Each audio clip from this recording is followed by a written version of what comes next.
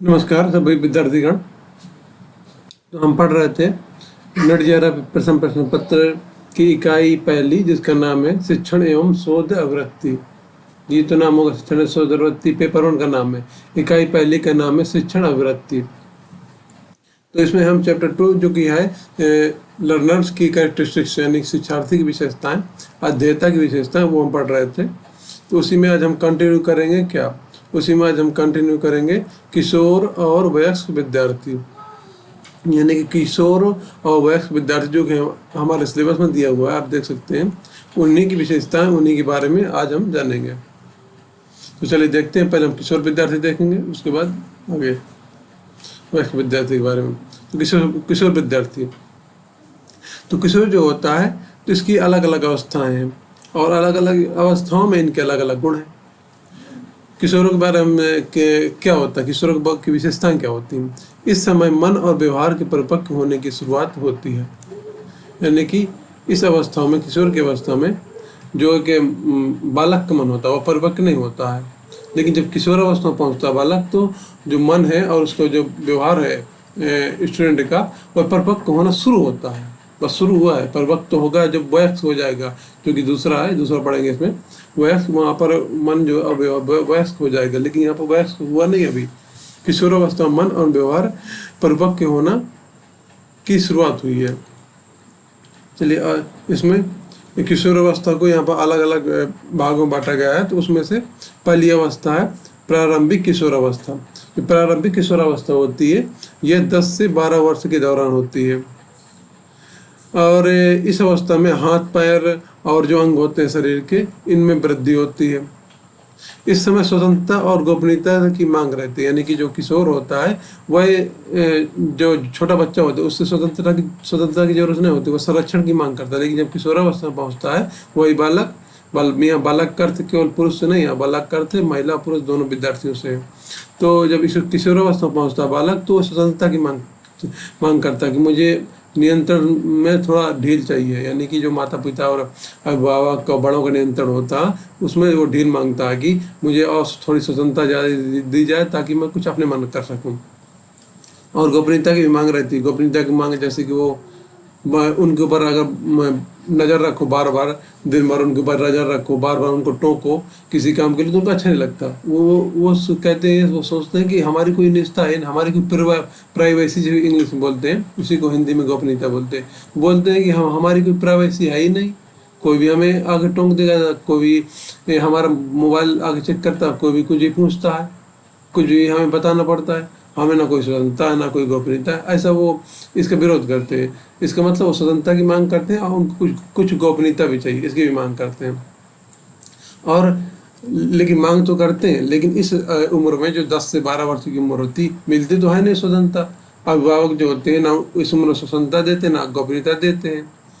हालांकि कई जो ज़्यादा जागरूक माँ बाप होते हैं, हो सकता है हल्की स्वतंत्रता, थोड़ी सी गोपनीयता, थोड़ी सी प्राइवेसी, उनका अलग रूम दे दें, लेकिन ऐसा समानता होता नहीं। इसलिए परिणाम क्या होता है, संघर्ष की संभावना रहती है। इसका परिणाम ये हो सकता है कि उन बालकों की, उन बच्चों की अपने से बड़ों से संघर्ष की संभावना हो सकती है, अगर क्योंकि वो गोपनीयता स्वतंत्रता मांग रहे हैं, वो मिल नहीं रहा इस वजह से। ठीक है, ये हो गया प्रारंभिक किशोरावस्था जो होती, उस समय ये स्थितियाँ होती हैं। और उसके बाद आता है मध्य किशोरावस्था। इसके बारे में पढ़ेंगे। मध्य किशोरावस्था में क्या होता है। जो मध्य किशोरावस्था होती है, ये 12 से 16 वर्ष के दौरान की उम्र होती है। ठीक है, इस समय शारीरिक व आनुवांशिक विकास होता है, विशेष रूप से लड़कियों में। इसका मतलब ये उम्र तो हो गई कि इस उम्र से लेकर इस वर्ष तक का समय सामान्यतः मध्य किशोरावस्था के अंतर्गत रखा जाता है।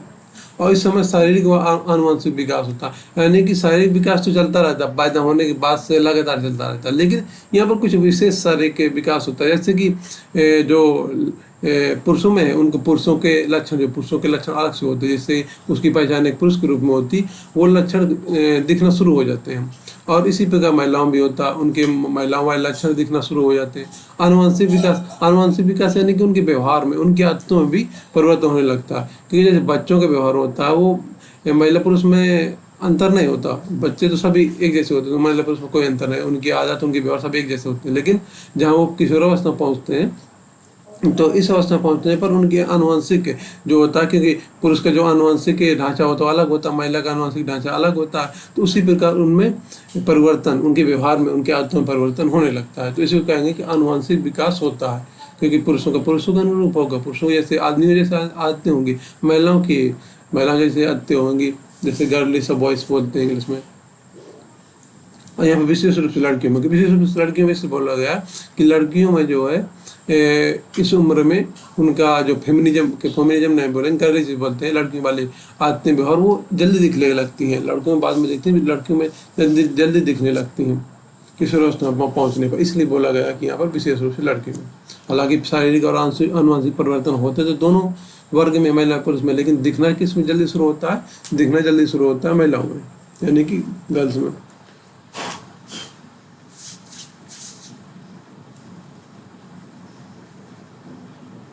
आगे देखते हैं, मध्य किशोरावस्था हो गई, इसके बाद आएगी उत्तर किशोरावस्था। और हाँ, यहाँ पर मध्य किशोरावस्था में एक और कुछ बातें हैं। शारीरिक और आनुवंशिक परिवर्तन तो आते हैं, इसके अलावा लड़कियों के व्यक्तिगत कौशल में तेजी आती है, निष्ठा व प्रतिष्ठा अधिक विकसित होती है। निष्ठा व प्रतिष्ठा अधिक विकसित होती है, व्यवसाय व शिक्षा के लिए निर्णय लिए जाते हैं। यहाँ का मतलब क्या है? यहाँ का मतलब यहाँ पे महिलाओं में जो है पुरुषों की अपेक्षा कुछ अलग परिवर्तन होते हैं। अलग यह है कि कुछ जल्दी परिवर्तन होती है, ये ज़्यादा सही रहेगा। पुरुषों में जो बाद में होते हैं, महिलाओं पहले में होते हैं। वो परिवर्तन क्या होते हैं? वो परिवर्तन ये होते हैं कि लड़कियों के व्यक्तिगत कौशल में तेजी आती है, यानी कि जो व्यक्तिगत कौशल का मतलब यहाँ पर कोई अलग से कोई जॉब करने से रिलेटेड कौशल नहीं है कि कोई इसने कोई मतलब जैसे कोई इंजीनियरिंग सीख लिया, किस फील्ड में सीखा, मैकेनिक है या कंप्यूटर वाला है या क्या कहते हैं IT वाला, ऐसा कोई कौशल नहीं है। व्यक्तिगत कौशल मतलब एक व्यक्ति का जो कौशल होता है और जो अनिवार्य होता है सभी व्यक्ति में होना चाहिए, एक सामान्य जीवन जीने संबंधित कौशल होता है, उसमें तेजी आती है। तेजी आने के मतलब क्या है? क्योंकि व्यक्तिगत कौशल तो हर व्यक्ति में होना चाहिए, महिला हो या पुरुष, लेकिन महिलाओं में ये व्यक्तिगत कौशल पुरुषों की अपेक्षा पहले आ जाता है। इसीलिए यहाँ पर बोला गया कि लड़कियों के व्यक्तिगत कौशल में तेजी आती है। निष्ठा और प्रतिबद्धता अधिक विकसित होने लगती है। निष्ठा व प्रतिबद्धता, इसका मतलब है कि हम जिसके प्रति समर्पित है, या फिर जिस बात के प्रति समर्पित है, या फिर जो हमें सिखाया गया अपने घर में कि ऐसा करना, ऐसा नहीं करना, अपने अभिभावकों की आज्ञा मानने के लिए जो हमें वो रखते हैं, विश्वास रखते हैं, निष्ठा रखते हैं, या फिर प्रतिबद्धता रखते हैं, वही यहाँ पर लिखा हुआ है कि पुरुष जो इस अवस्था में बाद में पहुँचते हैं, यानी कि वो कि अपने घर में उनके अभिभावकों के द्वारा सिखाया जाएगा, जो बड़ों के द्वारा या शिक्षकों के द्वारा सिखाया जाएगा, उसके प्रति समर्पित बाद में। पहले यानी कि इस उम्र में पुरुष कम समर्पित रहते हैं, जो उनको सिखाया जाता है उसके प्रति कम प्रतिबद्ध रहते हैं, बल्कि जो महिलाएं होती हैं, जो लड़कियां होती हैं इस उम्र में, वो ज़्यादा समर्पित रहती, ज़्यादा प्रतिबद्ध रहती हैं पुरुषों की तुलना में। इस वजह से यहाँ बोला गया है कि लड़कियों को व्यक्तिगत कौशल में तेजी आती है, इसके साथ वो निष्ठा और प्रतिबद्धता में अधिक विकसित होते हैं। अधिक विकसित का मतलब पुरुष छात्र जो होते हैं कम विकसित होते हैं तुलना में महिला छात्रों की। यहाँ पर बोला गया है कि जो महिला छात्र होती हैं वो निष्ठा और प्रतिबद्धता में अधिक विकसित होती हैं। ठीक है। व्यवसाय और शिक्षा के लिए निर्णय लिया जाता है, ये दोनों के लिए कि इस उम्र में जो भी विद्यार्थी होते हैं, बालक बालिकाएं होती हैं, वो अपने व्यवसाय, यानी कि हमें किस फील्ड में जाना है, किस फील्ड में हमें अपना करियर बनाना है, इस संबंध में वो शुरुआत ही करते हैं क्योंकि हमें किस में जाना है। तो उनका जो भी मन होगा या फिर जो भी उन्होंने सुना या समझा होगा उसके अनुसार वो निर्णय लेंगे कि हमें इस फील्ड में जाना है, ये हमें पढ़ाई करनी है, ये लिखा है यहाँ पे। तो ये हो गई मध्य किशोरावस्था। इसके बाद आते हैं उत्तर किशोरावस्था। ये उत्तर किशोरावस्था क्या है?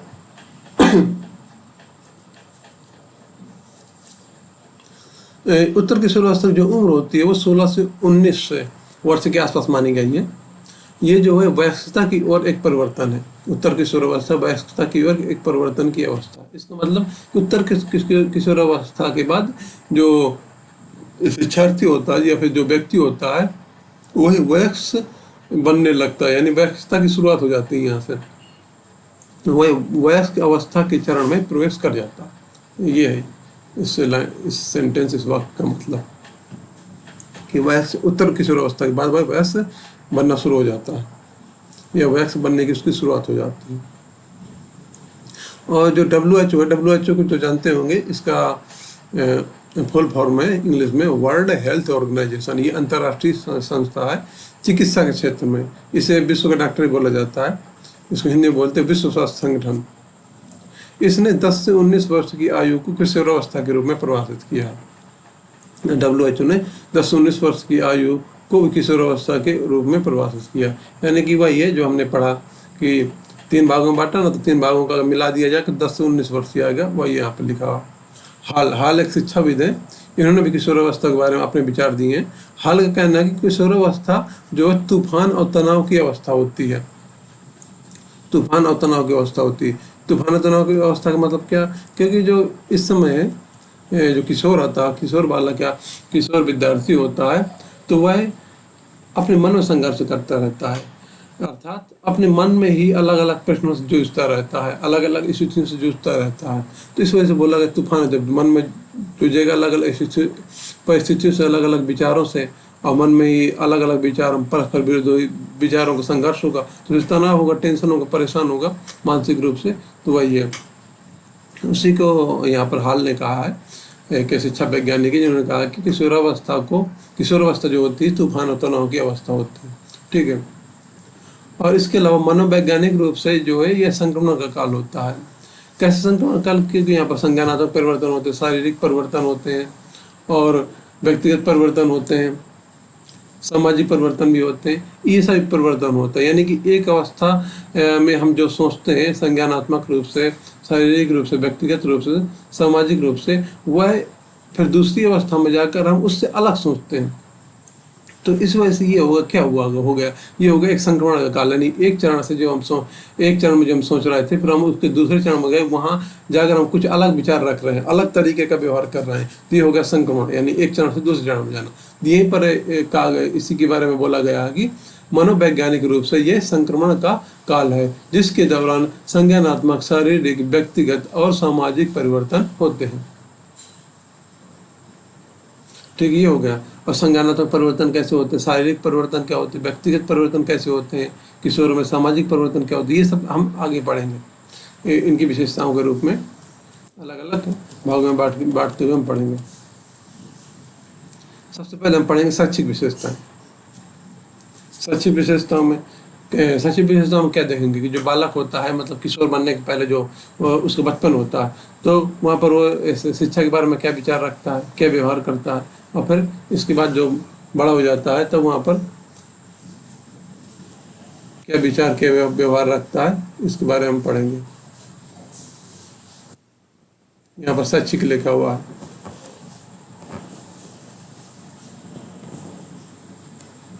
शैक्षिक विशेषताएं,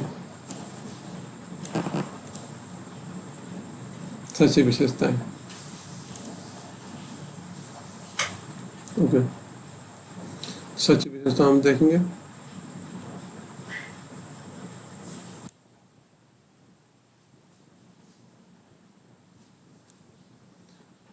किशोर स्कूल में अधिक समय व्यतीत करते हैं, यानी कि जो किशोरावस्था की उम्र होती है, इसमें शिक्षा का बहुत ज़्यादा महत्व होता है, क्योंकि जो किशोर का जो ज़्यादातर समय होता है वो स्कूल में व्यतीत होता है।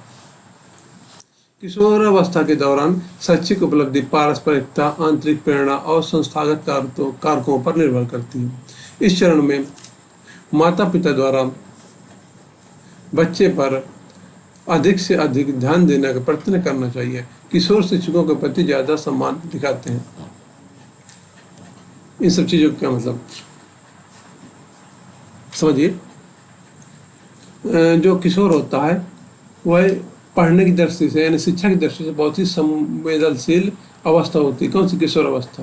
तो ऐसा इसलिए बोला गया क्योंकि किशोर अपना अधिकतम समय और अधिकतम ध्यान भी कह सकते हैं वो स्कूल में व्यतीत करता है। अधिकतम समय तो नहीं होता, समय 6 या 7 घंटे होता है, लेकिन ध्यान उसका होता है। अगर टोटल मिला के देखा जाए तो हाँ, सही बोलेंगे कि अधिकतम समय शिक्षा में व्यतीत करता है। कैसे? स्कूल में 6 से 7 घंटा पढ़ा, फिर ट्यूशन है, और होमवर्क, इन सबको मिलाकर उसका ज़्यादातर समय शिक्षा में ही जाता है।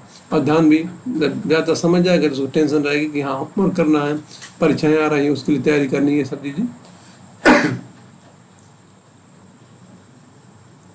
तो ये सब कुल मिला के होता है कि किशोरावस्था की उम्र शिक्षा की दृष्टि से बहुत ही संवेदनशील कह सकते हैं, या बहुत ही महत्वपूर्ण हो सकती है, ये भी कह सकते हैं। और जो किशोरावस्था की जो शैक्षिक उपलब्धि होती है, यानी कि शिक्षा का स्तर क्या रहेगा, शिक्षा में विद्यार्थी क्या प्राप्त करेगा, क्या उपलब्धि हासिल करेगा, ये निर्भर किस पर करता है? ये निर्भर करता है पारस्परिकता। उसकी जो शैक्षिक उपलब्धियाँ होती है किशोर की, वो निर्भर करती हैं पारस्परिकता, आंतरिक प्रेरणा और संस्थागत कारक। ये क्या होते हैं? पारस्परिकता का मतलब होता है वह अन्य विद्यार्थियों से या अध्यापकों से, अन्य लोगों से कैसे मिलजुल रहा है, उसका व्यवहार अन्य लोगों के प्रति कैसा है, उनसे यानी उन अन्य लोगों से उसे बालक या विद्यार्थी को क्या सीखने को मिल रहा है। कुछ अच्छा सीखने को मिल रहा है, कुछ नकारात्मक सीखने को मिल रहा है। इन सब चीज़ों पर निर्भर करती है उसकी शैक्षिक उपलब्धि। आंतरिक प्रेरणा को इंग्लिश में बोलते हैं इंटरनल मोटिवेशन। इसके बारे में मैंने विस्तार से पढ़ाया था पिछली क्लासों में। पिछली क्लास में जिन्होंने देखी होगी उनको पता होगा, नहीं देखी तो जाकर दोबारा देख लीजिए शुरुआत से, जहाँ से भी नहीं देखी हो। तो इंटरनल मोटिवेशन है, इंटरनली आंतरिक रूप से प्रेरित होने चाहिए विद्यार्थी पढ़ने के लिए, इस पर भी निर्भर करेगा शैक्षिक उपलब्धि। इसके अलावा संस्थागत कारक, यानी कि स्कूल की कैसी व्यवस्था, वहाँ के अध्यापक कैसे हैं, वहाँ पर जो रिसोर्सेस होते हैं, संसाधन होते हैं शिक्षा के लिए, शैक्षिक के संसाधन होते हैं, वो किस प्रकार हैं। जैसे वहाँ पर ब्लैक बोर्ड के अलावा वहाँ पर प्रोजेक्टर वाला बोर्ड है कि नहीं है, डिजिटल बोर्ड इसे बोलते हैं, ताकि वो लाइव या वीडियो दिखाया जा सके, जिससे कि विद्यार्थियों को अपने सामने देखे चीज़ें होती कैसी हैं, कोई भी घटना होती कैसी है। जिस टॉपिक के बारे में पढ़ा रहे हैं, उस टॉपिक का, उस विषय का वो चलचित्र देखे। चलचित्र का मतलब होता है वीडियो, इंग्लिश में बोलते वीडियो, वो देखें, इससे विद्यार्थियों को अच्छे समझ में आएगा। तो ये सब क्या होता है, ये सब संस्थागत कारक होता है। ऐसा ये सब चीज़ें डायरेक्ट यानी प्रत्यक्ष रूप से प्रभावित करती हैं विद्यार्थी की शिक्षा को या शैक्षिक उपलब्धियों को, ठीक है। और इस चरण में, क्योंकि ये चरण बहुत महत्वपूर्ण होता है, बहुत संवेदनशील होता है विद्यार्थी के लिए, उसकी शिक्षा के लिए, तो इस चरण में माता पिता द्वारा बच्चे पर अधिक से अधिक ध्यान देना, क्या प्रयत्न करना चाहिए। और इस उम्र में जो विद्यार्थी होता है, यानी जो किशोर होता है, वो शिक्षकों के प्रति ज़्यादा सम्मान दिखाते हैं। यानी कि इस उम्र में महिला हो या फिर पुरुष विद्यार्थी हो, वो एक प्रकार गुरु भक्त बन जाते हैं, यानी कि आंख मूंद कर शिक्षकों पर भरोसा करते हैं। और इसी कारण कई बार इस उम्र में किशोर बहक भी जाते हैं, गलत रास्ते भी चले जाते हैं, क्योंकि किसी भी टीचर, कोई भी टीचर हो, आंख बंद के भरोसा नहीं करनी चाहिए। ये तो मतलब सामान्य बुद्धि की बात है कि कितना भी अच्छा टीचर हो, आंख बंद करके भरोसा तो कभी मत करो। हमेशा थोड़ा ना थोड़ा डाउट रखना चाहिए। मतलब कि अगर जो पढ़ा रहा है वो उस पर ठीक विश्वास करो, लेकिन वो व्यक्ति है, उसको व्यक्ति के ऊपर केवल शिक्षक के नज़रिए से ही उसका सम्मान करना चाहिए, ना कि उसका बिल्कुल आंख बंद कर उसकी भक्त का भी नहीं होना चाहिए। केवल शिक्षक की दृष्टि से ही उसका सम्मान करना चाहिए, और वो क्या पढ़ा रहा है उसी से मतलब रखना चाहिए, बस, इससे ज़्यादा कुछ नहीं। हालांकि किशोरावस्था में इतनी समझ नहीं होती, क्योंकि छोटे होते बच्चे, इस वजह से यहाँ पर जो किशोर होते हैं वो बहुत ज़्यादा सम्मान दिखाते हैं, यानी कि जितना उनको दिखाना चाहिए पढ़ाई से ऊपर वो सम्मान दिखाते हैं। ये होना ये चाहिए कि उनको पढ़ाई के अलावा ज़्यादा सम्मान नहीं दिखाना चाहिए, जितना एक शिक्षक से ज्ञान प्राप्त करने के लिए आवश्यक है विद्यार्थी को, उतना ही सम्मान दिखाना चाहिए। लेकिन वो बिल्कुल भक्त बन जाते हैं इस उम्र में ज़्यादातर, हालांकि सभी नहीं, ज़्यादातर ऐसे किशोर होते हैं। ठीक, ये हो गया। और ये तो हो गई शैक्षिक विशेषताएं, विद्यार्थी की शैक्षिक विशेषताएं या किशोर की शैक्षिक विशेषताएं। इसके बाद हम देखेंगे सामाजिक विशेषताएं क्या है, या फिर सामाजिक परिवर्तन कौन कौन से होते हैं, सामाजिक गुण और दोष क्या क्या आते हैं जो कि किशोर बनने से पहले उनमें नहीं होते। कुल मिला के आदतों में, सोच में, विचार में, व्यवहार में परिवर्तन, ये सब सामाजिक विशेषताओं के अंतर्गत हम देखेंगे किशोर की सामाजिक विशेषताएं। ठीक है, इसमें सुनिए ध्यान से। समाज द्वारा स्वीकृत व्यवहार को अपनाना और वर्जित व्यवहार को नकारना सामाजिक अधिगम है। सामाजिक विशेषताओं को जानने से पहले हमको देखना चाहिए, हम जानेंगे, समझेंगे कि सामाजिक अधिगम क्या है, क्योंकि सामाजिक अधिगम से ही किसी व्यक्ति का या किशोर का सामाजिक व्यवहार उसका प्रभावित होता है, प्रत्यक्ष रूप से प्रभावित होता है सामाजिक अधिगम से, सामाजिक व्यवहार उस विद्यार्थी का। इस वजह से और उसी सामाजिक व्यवहार से उसकी सामाजिक विशेषताएं बनती हैं किशोर की। सामाजिक विशेषताएं बनती। इसलिए हम पहले देखेंगे सामाजिक अध्ययन का। सामाजिक अध्ययन क्या? समाज जो जिन व्यवहारों को अच्छा मानता है उनको अपनाना, सामाजिक जिन व्यवहारों को गलत मानता है कि नहीं अच्छे नहीं हो उनको छोड़ना, यही है सामाजिक अधिगम। सामाजिक अधिगम में एक शिक्षा विधि एक वैज्ञानिक है अल्बर्ट बांडुरा, ये लिखा हुआ अल्बर्ट बांडुरा। इन्होंने अपने विचार दिए। इन्हें कहना है कि सामाजिक अधिगम के अंतर्गत व्यक्ति जो अवलोकन, नकल और आदर्श व्यवहार के प्रतिमान के माध्यम से एक दूसरे से सीखते हैं। अल्बर्ट बांडुरा जिन्होंने सामाजिक अधिगम का सिद्धांत दिया है, ये सामाजिक अधिगम के बारे में कहते हैं कि व्यक्ति जो है, व्यक्ति के अंदर कैसे और दिया जाएगी अवलोकन करने के द्वारा, यानी कि देखेगा, समझेगा दूसरों को, दूसरे के व्यवहार को, नकल करने के द्वारा देखेंगे, समझेगा, फिर उसके अनुसार नकल करेगा, और आदर्श व्यवहार के प्रतिमान के माध्यम से, यानी कि वो जिसको मानता है कि इसका व्यवहार आदर्श है, आदर्श का मतलब सबसे अच्छा, उससे अच्छा कुछ है नहीं, तो वह किशोर या व्यक्ति किसी अन्य व्यक्ति के व्यवहार को आदर्श मानता है कि इसका व्यवहार सबसे अच्छा है, तो उनका नकल करेगा। तो इसके माध्यम से, यानी इन सभी प्रक्रियाओं के माध्यम से एक दूसरे से लोग सीखते हैं, किशोर भी और अन्य कोई व्यक्ति एक दूसरे से सीखते हैं। कैसे? अवलोकन करके, नकल करके, आदर्श व्यवहार का प्रतिमान क्या है, वो जिसको आदर्श मानता है उसका नकल करके, या फिर उससे प्रेरित होकर उससे सीख लेकर व्यवहार करके, ऐसे करके किशोर या कोई व्यक्ति सामाजिक अधिगम सीखते हैं या फिर सामाजिक व्यवहार सीखते हैं। समाज में कैसे व्यवहार करना है ये सीखते हैं, और यही सामाजिक अधिगम है। तो अल्बर्ट बांडुरा जिन्होंने सामाजिक अधिगम का सिद्धांत दिया है, उनके ये विचार हैं सामाजिक अधिगम के बारे में कि इस प्रकार लोग एक दूसरे से सीखते हैं। और इसके अलावा जो सामाजिक अधिगम का सिद्धांत होता है वह व्यवहारवाद और संज्ञानात्मक अधिगम सिद्धांतों के बीच की कड़ी है। सामाजिक अधिगम सिद्धांत व्यवहारवाद और संज्ञानात्मक अधिगम सिद्धांतों के बीच की कड़ी। इसका मतलब क्या है?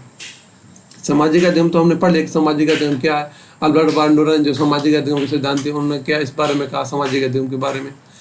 और सामाजिक अधिगम के बारे में एक और महत्वपूर्ण बात है कि ये व्यवहारवाद और संज्ञानात्मक अधिगम, इन दोनों के बीच की बात है। व्यवहारवाद और संज्ञानात्मक अधिगम, इन दोनों, ये भी दो अलग अलग सिद्धांत है। व्यवहारवाद भी एक सिद्धांत है, संज्ञानात्मक अधिगम ये भी सिद्धांत। इन दोनों के बीच का जो सिद्धांत होता है ये सामाजिक अधिगम होता है। ये कैसे? व्यवहारवाद में जो है हम क्या देखते हैं, प्रैक्टिकल चीज़ें जो हम करके देखते हैं वो होता है। इसमें जो हम करके देखते हैं उसी पर विश्वास करते हैं, कल्पना पर या फिर कोई मन में, कोई मस्तिष्क में कोई हमने कोई नई विचार है या नई धारणा बनाई, उस पर विचार नहीं कर, जिसको जो किया जा सकता है, जो हमारे सामने हो रहा है उसी पर हम विश्वास करेंगे और किसी चीज़ बने। ये हो गया व्यवहारवाद। और संज्ञानात्मक अधिगम का, संज्ञानात्मक मतलब जिसके बारे में हम सोच पा रहे हैं, जिसके बारे में हमें अपने दिमाग में सही है या गलत है इस बारे में फैसला कर पा रहे हैं, और दिमाग में सोचकर हम श्रेष्ठ साबित कर पा रहे हैं, करके नहीं, अपने दिमाग में सोचकर श्रेष्ठ साबित कर लिया कि हाँ ये अच्छा है, बहुत अच्छा, ऐसा करना चाहिए, ऐसा नहीं करना चाहिए। जो ये चीज़ें होती है इसको बोलते हैं संज्ञानात्मक अधिगम। यानी हमारी जो चीज़ें बुद्धि में समझ में आए, भले वो प्रैक्टिकल हो चाहे ना, हमारी बुद्धि में समझ में आएंगी तो उनको मानेंगे, जो बुद्धि में समझ नहीं आएंगी वो हम नहीं मानेंगे। सामाजिक व्यवहार के अंतर्गत तो इसको कोई बोलते हैं, इसको बोलते हैं संज्ञानात्मक अधिगम। लेकिन ये दोनों अलग अलग चीज़ होंगे, बल्कि एक दूसरे के विपरीत भी होंगे। और सामाजिक अधिगम जो होता है ये तो इन दोनों के बीच की चीज़ होता है। यानी सामाजिक अधिगम में जो हम अपने बुद्धि में सोच रहे हैं वो भी पालन करते हैं, वैसा व्यवहार भी करते हैं, और जो हम करके देख रहे हैं जो कि व्यवहारवाद के अंतर्गत आ रहा है, जो हम करके देख रहे हैं प्रैक्टिकल है, उसको भी हम अनुसरण करेंगे, उसका भी हम पालन करेंगे। ये सब चीज़ें, यानी कि दोनों का मिश्रित रूप है। दोनों से हमने चीज़ें ले लिया, व्यवहारवाद और संज्ञानात्मक अधिगम, इन दोनों से चीज़ें लेकर हम सामाजिक अधिगम में रख देते हैं। तो कुल मिलाकर मुख्य बात यह है कि सामाजिक अधिगम व्यवहारवाद और संज्ञानात्मक अधिगम दोनों की विशेषताओं को अपने आप में समाहित करता है।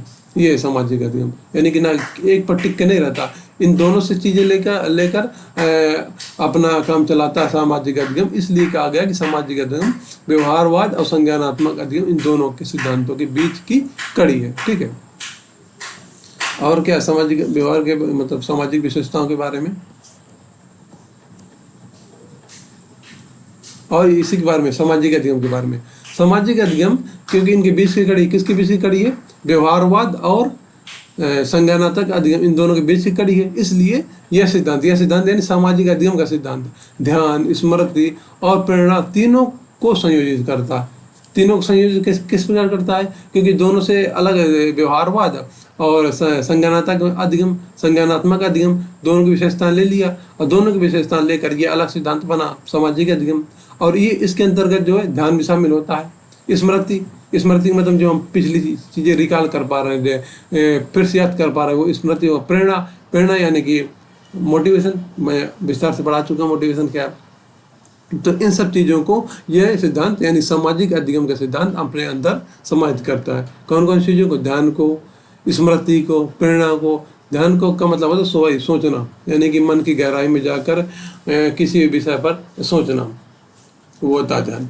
तो ये सब चीज़ें आती हैं सामाजिक अधिगम सिद्धांत के अंतर्गत। और इन सब चीज़ों को एक साथ लेकर सामाजिक अधिगम सामाजिक व्यवहार करने के लिए किसी व्यक्ति को प्रेरित करता है, निर्देशित करता है। प्रेरित तो नहीं कहेंगे, निर्देशित करता है कि इन सब चीज़ों को ध्यान के द्वारा, ध्यान के मतलब हमें किसी चीज़ को देखते हैं तो क्यों आंख बंद करके उसको फॉलो मत करो, उसके बारे में सोचो, गहराई से सोचो, विचार करो, यदि ध्यान करो, वही है। उसके बाद अपने पिछले अनुभवों को याद करो, इस स्मृति में आकर पिछले अनुभवों को याद करो कि अगर ऐसा कभी व्यवहार, अनुभव या व्यवहार हमने पहले कभी देखा और उसका क्या परिणाम था, क्या फायदा उसका अंत है। अब प्रेरणा है, अब फिर कोई व्यक्ति प्रेरणा दे रहा है या फिर अंदर से प्रेरणा मिल रही है तो उस प्रेरणा से कुछ सीख लेते हुए हमें सामाजिक व्यवहार करना चाहिए। ये है इसका मतलब। किसका मतलब कि सामाजिक अधिगम का सिद्धांत ध्यान, स्मृति, प्रेरणा तीनों को संयोजित करता है। इस लाइन का मतलब है जो मैंने बताया कि इन तीनों चीज़ों पर विचार करते हुए, ध्यान, स्मृति और प्रेरणा, इन तीनों चीज़ों पर विचार करते हुए हमें सामाजिक व्यवहार करना चाहिए। ठीक है, आगे बढ़ते हैं। किशोर अनुकरण से सीखते हैं, इसलिए उनके सामने आदर्श मॉडल प्रस्तुत करना चाहिए।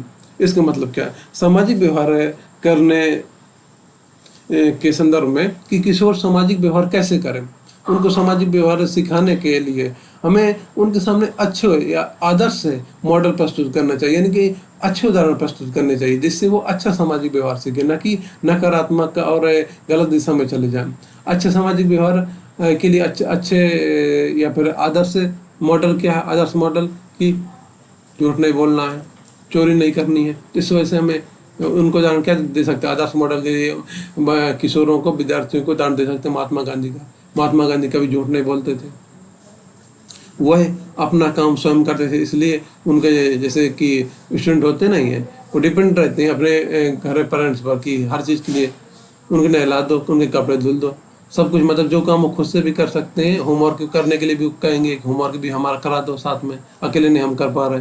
तो ये हर चीज़ के लिए डिपेंड है अपने पेरेंट्स पर या फिर किसी और पर। तो उनको अगर सिखाना है कि डिपेंड नहीं रहना, आत्मनिर्भर बनो, सेल्फ डिपेंडेंट बन दो, इसके लिए हम उदाहरण दे सकते हैं गांधी जी का। और भी कई महापुरुष हैं, महान व्यक्तित्व हैं, उनका उदाहरण दे सकते हैं कि वो अपना काम स्वयं करते थे, अपने घर की साफ सफाई तक स्वयं करते थे, ये तो तुम्हें करना ही नहीं पड़ता, ऐसे उदाहरण दे सकते हैं। तो ये क्या हुआ? आदर्श मॉडल हुआ। तो ऐसे आदर्श मॉडल प्रस्तुत करेंगे तो उनको मन में क्या कहते हैं, सोचेंगे कि सही तो हुआ, अगर ऐसा कर सकते हैं तो हमें क्यों नहीं करना चाहिए, वो तो बहुत महान व्यक्ति हैं, हमको भी ऐसा करना चाहिए। तो ऐसे उनको आदर्श मॉडल प्रस्तुत करेंगे तो उनकी आदतों में सुधार होगा, यानी कुल मिला के वह अच्छी सामाजिक आदतों का या अच्छे सामाजिक व्यवहारों का अनुकरण करेंगे, क्योंकि वो अनुकरण से सीखते हैं, देखते हैं, सुनते हैं, उसी अनुसार वो सीखते हैं। तो ऐसे अच्छा आदर्श मॉडल उनके पास प्रस्तुत होंगे, उनके सामने अच्छे उदाहरण दिए जाएगा तो उनसे देखेंगे, सुनेंगे, उनसे फिर वो सीखेंगे। कुल मिला के इससे वो अच्छे या सही सामाजिक व्यवहार, सामाजिक विशेषताएं उनके अंदर आएंगी। किन के अंदर? किशोरों के अंदर, या फिर कहेंगे विद्यार्थियों के अंदर। अब किशोरों की विशेषता पढ़ाएंगे, इसलिए यहाँ पर कहेंगे किशोर। इसके अलावा किशोर अवस्था में कई सामाजिक परिवर्तन होते हैं। वो कौन कौन से सामाजिक परिवर्तन देखने को मिलते हैं हमें, देखेंगे एक एक करके। आत्म अवधारणा या स्वयं की पहचान के लिए खोज, यानी कि किशोरों में खुद की पहचान बनाने की एक क्या बोलते हैं, ललक होती है, एक उनकी उत्सुकता होती है, एक्साइटमेंट होता है कि हमें खुद की पहचान हमारी होनी चाहिए। यानी कि हम अलग से हमें कोई जाने, हमें ऐसे ना जाने कि वो उससे में का लड़का है या फिर उसकी लड़की है, ऐसे न जाने। हमें लोग अपने हमारे खुद के नाम से जाने, हमारी अलग पहचान होनी चाहिए, इसके लिए प्रयास करते हैं। वही इस लाइन का मतलब। और दूसरा क्या लिखा हुआ? ये लिखा निर्णय लेने के लिए अधिक स्वतंत्रता की मांग करते हैं। वो अपने मामलों में खुद निर्णय लेना चाहते हैं और इसके लिए वो स्वतंत्रता की मांग करते हैं। यानी कि क्योंकि किशोर जो होते इतने बड़े तो होते नहीं, यहाँ पर 10 से 19 साल तक का हमने पढ़ा कि किशोरों को इस उम्र के अंतर्गत रखा जाता है।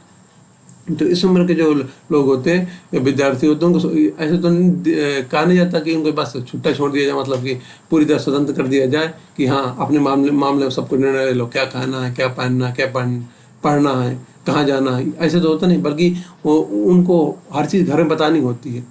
हर बल्कि एक एक बहुत सारे क्वेश्चन किए जाते हैं उनके किसी भी निर्णय पर, या किसी भी मामले में विचार कर रहे होते हैं तो उनमें बहुत क्वेश्चन किए जाते हैं, और फिर आपस में सलाह मशवरा करके फिर उनको बोला जाता है कि ये सही है, तुम्हें ऐसा करना, ऐसा बोला जाता है। तो यहाँ पर उनकी स्वतंत्रता खत्म हो जाती है। उनकी स्वतंत्रता में, यानी कि यहाँ पर किशोर की स्वतंत्रता में बाधा उत्पन्न होती है। वो सोचते हैं कि हमें तो कुछ कोई निर्णय लेने का हक ही नहीं है, बड़े जैसा कहते हैं हमें वैसा करना पड़ता है। तो ऐसे में वो क्या कहते हैं, अपने मन में संघर्ष करते हैं, यानी कि मन में परेशान होते हैं कि हमें स्वतंत्रता दी जानी चाहिए। इसके लिए प्रयास करते हैं और बोलते भी हैं, झगड़ा भी करते हैं घर में।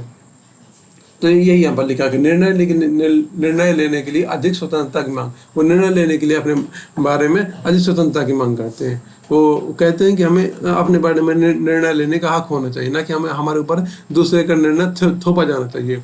वो ऐसा बोलते हैं। और क्या है, उनमें जो सामाजिक परिवर्तन होते हैं, जो सामाजिक विशेषता है, वे सही और गलत मूल्यों के बारे में अधिक सोचते हैं। जो किशोर होते हैं वो क्या सही है क्या गलत है इसके बारे में वो बहुत गहराई से विचार करते हैं। ये भी उनकी एक विशेषता होती है। जैसे कि वो चीज़ों को समान ढंग से नहीं लेते हैं कि कहीं कोई घटना हो गई, जैसे कि कहीं चोरी हो गई तो ठीक है, चोरी होती रहती हैं, रोज़ की बात है, न्यूज़पेपर में बहुत आती है, बड़ी बड़ी चोरी होती हैं, मतलब क्या कहते हैं, बड़े बड़े घोटाला होते हैं। सरकारी जो छोटा नौकरी वाला होता है, चपरासी से लेकर प्रधानमंत्री और मंत्री तक बड़े बड़े घोटाले करते हैं। तो कौन सी बड़ी बात होती नहीं, वो ऐसे नहीं करते। वो सोचते हैं, गहराई सोचते हैं। मतलब हम लोगों के लिए जब बड़े हो जाते हैं तो हम चीज़ों को सामान्य लेने लगते हैं कि ये तो रोज़ की बात है, इसमें क्या परेशान होना। लेकिन वो ऐसे नहीं, वो सोचते चोरी हुई क्यों, लोग चोरी करते हैं क्यों है, मतलब किसी मुद्दे पर बहुत गहराई से सोचते हैं ये क्या सही है तो गलत है, फिर ऐसे लोगों को नहीं करना चाहिए। ऐसे किशोर को ऐसा ये क्या गलत है इसके बारे में बहुत गहराई से सोचते हैं। और मतलब कि उनको समान तरीके से चीज़ों को नहीं लेते, वो क्या सही है क्या गलत है इसके बारे में सोचते हैं। और खुद का एक क्या बोलते हैं, एक परसेप्शन बनाते हैं, खुद का एक नज़रिया बनाते हैं कि ऐसा होना चाहिए, ऐसा नहीं होना चाहिए। तो ये है इसराइल का मतलब कि वो सही है क्या गलत है, ये सही मूल्य है ये गलत मूल्य है, इन चीज़ों के बारे में काफ़ी सोचते हैं। और अगली विशेषता क्या है,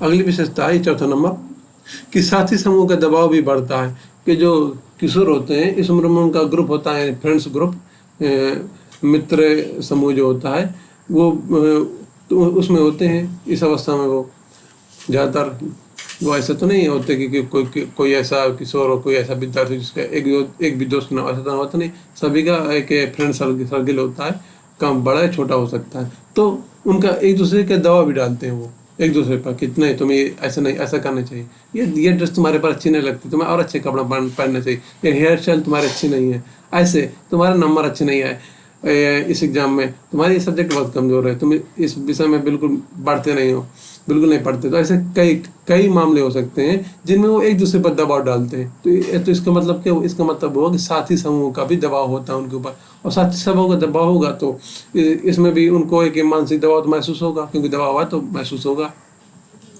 और यही लिखा हुआ है यहाँ पर कि साथी समूह का दबाव भी बढ़ता है। ये बढ़ता क्यों, बढ़ता शब्द क्यों लिखा, यहाँ बढ़ता शब्द इसलिए लिखा क्योंकि जब बचपन में छोटे होते तो कोई दबाव नहीं होता, ना कि दबाव होता लेकिन दबाव लेते नहीं तो उनको होता नहीं है। और किशोर अवस्था में आके वो दबाव अपने मन में महसूस करने लगते हैं। जब वो छोटे होते हैं तब उनके फ्रेंड सर्कल होता है, लेकिन कोई दबाव नहीं रहता, बिल्कुल ना पढ़ाई का दबाव, ना घर से, ना कहीं से कोई दबाव नहीं रहता।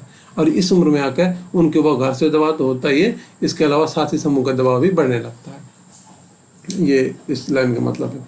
फिर अगली विशेषता है वे विभिन्न तरीकों से संवाद करते हैं।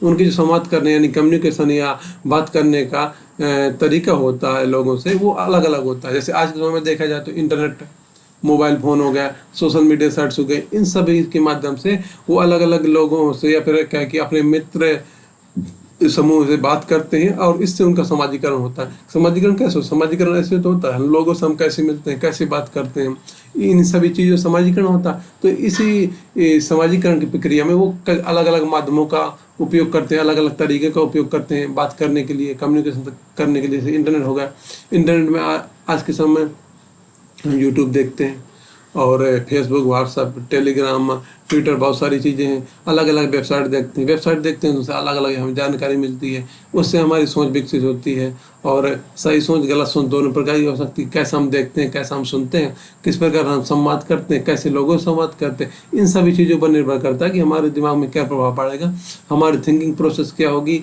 हमारा जो किसी विषय पर जो हमारा विचार बनेगा वो कैसा बनेगा। सब चीज़ें। मोबाइल फ़ोन तो बहुत ज़्यादा घंटों, मतलब मोबाइल में आजकल के स्टूडेंट अपना टाइम देते हैं मोबाइल में। इसी प्रकार सोशल मीडिया, तो इन सब चीज़ों से वो रूबरू होते हैं या फिर इन सब चीज़ों से वो लोगों से बातचीत करते हैं, कम्युनिकेशन करते हैं, जानकारी प्राप्त करते हैं। तो इन सब चीज़ों से भी उनका समाजीकरण होता है, क्योंकि आजकल समय में ये जो अलग अलग माध्यम है, इंटरनेट, सोशल मीडिया, मोबाइल, ये भी समाजीकरण में, किशोरों के समाजीकरण में महत्वपूर्ण भूमिका निभा रहे हैं। ठीक है, ये हो गया इसका मतलब।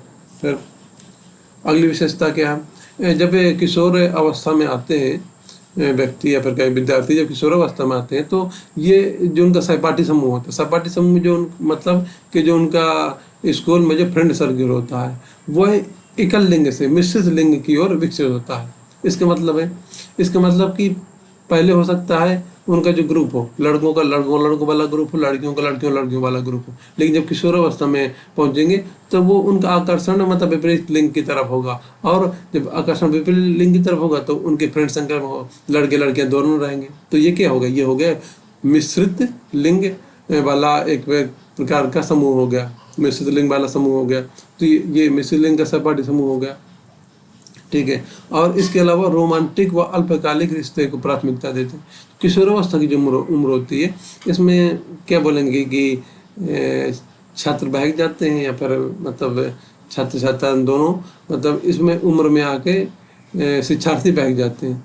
तो जब बहक जाते हैं, एक केवल बहक ही नहीं जाते, इसमें और भी अन्य चीज़ें होती हैं। वो जो है रिश्तों को गंभीरतापूर्वक नहीं लेते। इसका मतलब ये है, जब गंभीरतापूर्वक नहीं लेंगे तो रोमांटिक, यानी जो उनके मन को खुशी देगा, तो वह स्वतंत्रतापूर्वक वैसा करना चाहेंगे, तो इसको बोलेंगे रोमांटिक। यानी कि उनको जो मन को रूमानी लग रहा है, जो खुशी प्रदान करने वाला लग रहा है, तो वह वैसा व्यवहार करेंगे और स्वतंत्रतापूर्वक करेंगे। ये नहीं सोचेंगे कि मतलब कि, क्योंकि स्वतंत्रता की मांग ही करते हैं तो स्वतंत्रतापूर्वक करना चाहेंगे।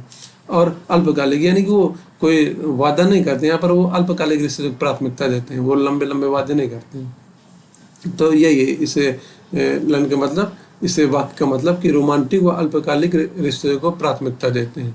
किशोर जो होते हैं वो कोई लंबी प्लानिंग बना के नहीं चलते, वो अल्पकालिक रिश्तों के संदर्भ में अल्पकालिक योजना बनाते हैं और वो रिश्तों को इतना क्या बोलते हैं सीरियसली, गंभीरतापूर्वक नहीं लेते। इसलिए वो उनको रोमांटिक ढंग से और अल्पकालिक ढंग से हैंडल करने की या व्यवहार करने की प्राथमिकता देते हैं रिश्तों की। तो वही इस लाइन का मतलब कि रोमांटिक व अल्पकालिक रिश्ते को प्राथमिकता देते हैं किशोर। ठीक है, और इसके बाद ये हो गई सामाजिक विशेषताएं। और उसके बाद हम पढ़ेंगे किशोरों की संज्ञानात्मक विशेषताएं। संज्ञानात्मक विशेषताएं क्या है किशोरों की, चलिए समझते हैं। संज्ञानात्मक विशेषताओं को समझने के पहले हम देखेंगे संज्ञान होता क्या, संज्ञानात्मक होता क्या है। संज्ञान का अर्थ है जानना या समझना। संज्ञान का मतलब क्या होता है? संज्ञान का मतलब होता है किसी भी बात को जानना और उसके बारे में सोचना, उसके बारे में समझना, ये होता है संज्ञान। ये एक बौद्धिक प्रक्रिया, बौद्धिक मतलब बुद्धि वाली प्रक्रिया, मस्तिष्क वाली प्रक्रिया, दिमाग वाली प्रक्रिया, वही तो है। किसी के बारे में जानेंगे, सोचेंगे, समझेंगे, सब दिमाग से ही तो होता। ये लिखा कि यही है कि बौद्धिक प्रक्रिया। इसमें विचारों के द्वारा ज्ञान प्रदान किया जाता है। विचारों के द्वारा ज्ञान कैसे प्रदान किया जाता है? क्योंकि इसमें हम किसी चीज़ के बारे में विचार करते हैं, किसी मुद्दे के बारे में विचार करते हैं और विचार करते हुए उसके बारे में जानकारी प्राप्त करते हैं या फिर उसके बारे में समझते हैं कि ये सही है या गलत है, या ऐसा होना चाहिए या नहीं होना चाहिए। तो इसलिए इसी को यहाँ पर बोला गया है कि इसमें विचारों के द्वारा ज्ञान प्राप्त किया जाता है, यानी कि किसी मुद्दे पर विचार करते हुए उस मुद्दे के बारे में हम ज्ञान प्राप्त करते हैं या फिर जानकारी प्राप्त करते हैं। संज्ञानात्मक विकास मानसिक विकास में मानसिक विकास से व्यापक अर्थ रखता है, यानी संज्ञानात्मक विकास जो होता है वह मानसिक विकास से व्यापक होता है। यानी मानसिक विकास केवल ये होगा, मानसिक विकास का अर्थ केवल इतना ही होगा कि किसी भी व्यक्ति की सोचने समझने की क्षमता कितनी है, वो कितना याद रख सकता है चीज़ों को, कितनी जल्दी चीज़ों को रिकॉल कर सकता है, यानी फिर से कि रिमेम्बर कर सकते हैं, इसे बोलते हैं कि पिछली बातों को अपने दिमाग में तुरंत ला सकता है। तो ये सब चीज़ें, इनसे इतनी चीज़ों को बोलेंगे उसको मानसिक विकास अच्छा हुआ है। लेकिन जो संज्ञानात्मक विकास होगा वो मानसिक, इससे भी आगे की बात है, यानी मानसिक विकास से भी बहुत व्यापक प्रक्रिया है। क्योंकि संज्ञानात्मक विकास में हम मस्तिष्क के द्वारा जो भी कर सकते हैं, यानी जितनी भी गहराई तक हम सोच सकते हैं, यानी इसके अलावा जो क्या बोलते हैं रचनात्मक दिमाग है, एक क्रिएटिव माइंड जो होता है, नए नए विचारों की उत्पत्ति कर सकते हैं, नई नई कल्पनाएं कर सकते हैं, जो कि मतलब हमारे सामने, यानी कि विश्व में जो चीज़ें अस्तित्व में नहीं है, अस्तित्व नहीं रखती, उनके बारे में हम सोच सकते हैं, उनके बारे में कोई नई अवधारणा, नई परिभाषा दे सकते हैं। पृथ्वी के बाहर अंतरिक्ष में या ब्रह्मांड के बारे में नई नई कल्पनाएं दे सकते हैं, नई कल्पनाएं कर सकते हैं। तो ये सब आ जाए किसमें, संज्ञानात्मक विकास में। यानी संज्ञानात्मक विकास जो है बहुत ही व्यापक प्रक्रिया, ये केवल निश्चित चीज़ों में सीमित नहीं रखती, ये निश्चित चीज़ों से आगे चल के मन के द्वारा, मस्तिष्क के द्वारा कार्य करने की प्रक्रिया होती है। इसीलिए यहाँ पर ये बोला गया है, इसी को एक सेंटेंस में बोला गया है कि संज्ञानात्मक विकास मानसिक विकास से व्यापक अर्थ रखता है। संज्ञानात्मक विकास के बारे में जीन पियाजे ने क्या कहा? संज्ञानात्मक विकास के बारे में जीन पियाजे, जो कि एक शिक्षाविद है, जो संज्ञानात्मक विकास के बारे में, यानी मन के और मस्तिष्क के विकास के बारे में अपने विचार दिए हैं। ये संज्ञानात्मक विकास को, संज्ञानात्मक विकास की प्रक्रिया को दो बातों में समझाते हैं, या फिर कहेंगे ये संज्ञानात्मक विकास की प्रक्रिया में दो बातों को महत्वपूर्ण मानते हैं। तो ये दो बातें हैं, संगठन पहला और दूसरा अनुकूलन, यानी कि दो बातों के अंतर्गत, संगठन और अनुकूलन के अंतर्गत ये संज्ञानात्मक विकास के बारे में अपने विचार देते हैं। ये क्या बोलते हैं संगठन और अनुकूलन के बारे में? लेकिन हम पहले ये बताए संज्ञानात्मक विकास क्यों पढ़ रहे हैं। हम तो पढ़े संज्ञानात्मक विशेषताएं, ये संज्ञानात्मक विशेषताएं हैं जो कि किशोर की, वही हमारा सिलेबस है, ये हमारा टॉपिक है। फिर हम संज्ञानात्मक विकास में कैसे आ गए? संज्ञानात्मक विकास जो होगा, संज्ञानात्मक विशेषताएं जो होंगी, तो समय संज्ञानात्मक विकास से ही तो होकर आएंगी संज्ञानात्मक विशेषताएं। क्योंकि संज्ञानात्मक विकास का ये नहीं समझेंगे तो हम क्या कहते हैं, हमें पता कैसे चलेगा कि संज्ञानात्मक विशेषताएं क्या है।